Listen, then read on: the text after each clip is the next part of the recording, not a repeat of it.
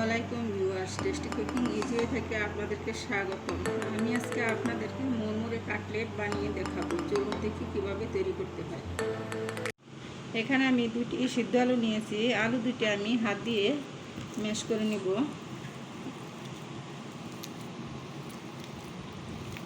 অনেক বেশি ম্যাশ করার দরকার নাই, হালকা একটু দানা দানা থাকলেও সমস্যা নেই।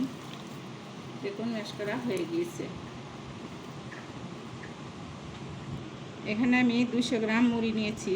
এখন আমি পানি দিয়ে এমনি নর্মাল টেম্পারেচারের পানি দিয়ে আমি মুড়িগুলি এরকম করে ধুয়ে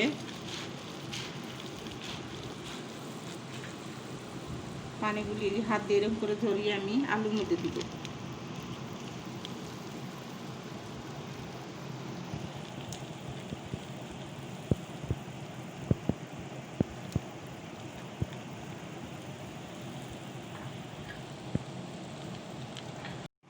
সাত আটটি কাঁচামরিচের কুচি দিয়ে দিব। দুটি পেঁয়াজ কুচি দিয়ে দিচ্ছি। এখানে অল্প কিছু ধনিয়া পাতা কুচি করে নিয়েছি, দিয়ে দিচ্ছি। এখানে আমি বাদাম ভেজে ক্রাশ করে নিয়েছি হাফ কাপ।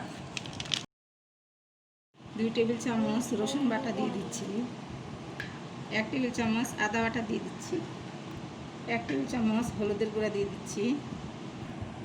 1 প্যাকেট নুডলসের মশলা দিয়ে দিচ্ছি।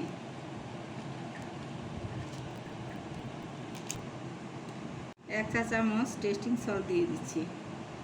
2 টেবিল চামচ পরিমাণ কর্নফ্লাওয়ার দিয়ে দিচ্ছি। এখন আমি সবগুলি একসাথে ভালো করে মাখিয়ে নিব। দেখুন ভালোভাবে মাখিয়ে নিচ্ছি।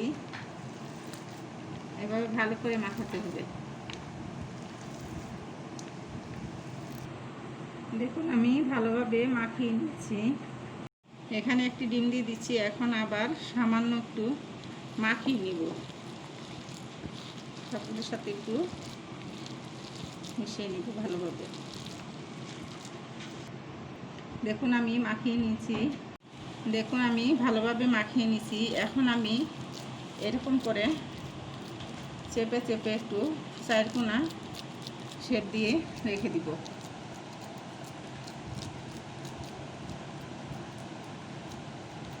এভাবে আমি 15 মিনিট রেখে দিব ফ্রিজের মধ্যে। 15 মিনিট পর আমি ফ্রিজ থেকে বের করে নিয়েছি। এখন আমি এভাবে একটি চাকুর সাহায্যে আমি এভাবে কেটে নিচ্ছি।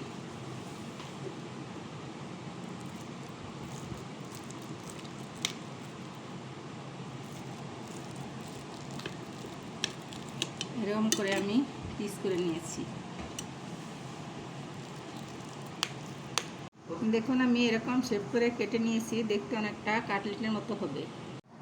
দেখুন আমি কাটলেটের মতো চারকোনা করে সবগুলি শেপ দিয়ে নিয়েছি। এখানে একটি বাটিতে 1 কাপ ময়দা নিয়েছি। 2 টেবিল চামচ পরিমাণ কর্নফ্লাওয়ার দিয়ে দিচ্ছি। স্বাদ মতো লবণ দিয়ে দিচ্ছি। এখানে আমি 1 কাপ পরিমাণ পানি দিয়ে দিব।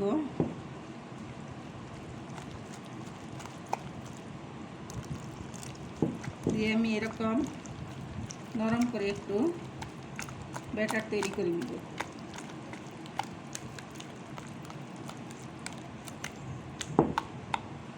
দেখুন ময়দার মিশ্রণটি এরকম পাতলা হবে। এখানে আমি চিকন লম্বা সেমাইগুলি আমি হাত দিয়ে ভেঙে নিয়েছি।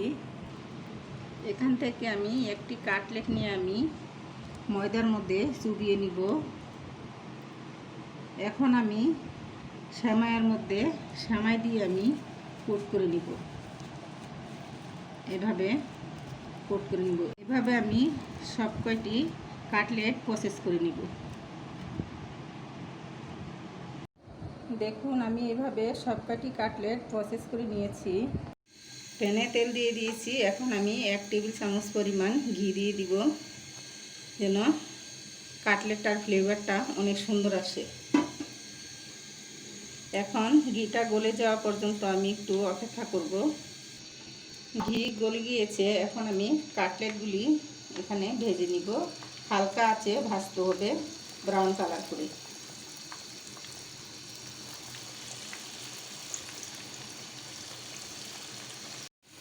এখন আমি উল্টিয়ে দিচ্ছি। অল্প আঁচে বাদামি কালার করে ভেজে নিতে হবে।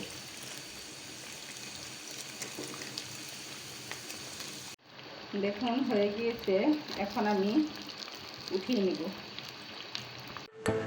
দেখুন তৈরি হয়ে গেল মুরমুরে কাটলেট। এটি খেতে খুবই অসাধারণ, আপনারা বাসায় অবশ্যই ট্রাই করবেন।